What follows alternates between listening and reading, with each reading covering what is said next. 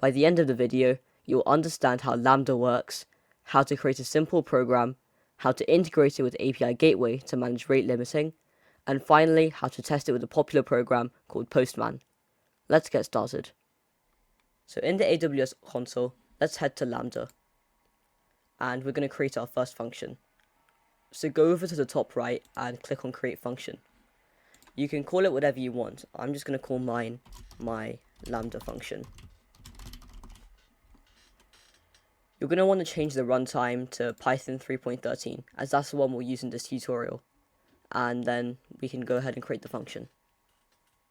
Once your function is fully loaded, we're going to immediately scroll down and check out the code. There's two parts of the program here. We have the handler and then this empty space outside. And this is called the initialization phase.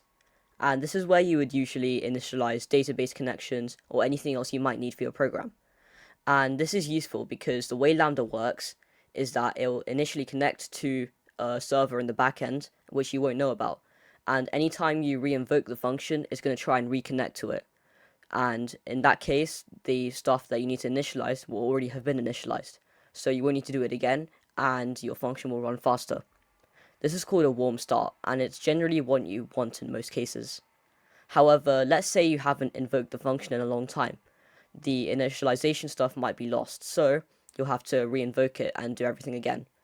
And this is called a cold start.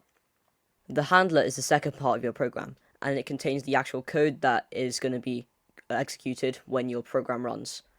It contains two parts, the event and the context.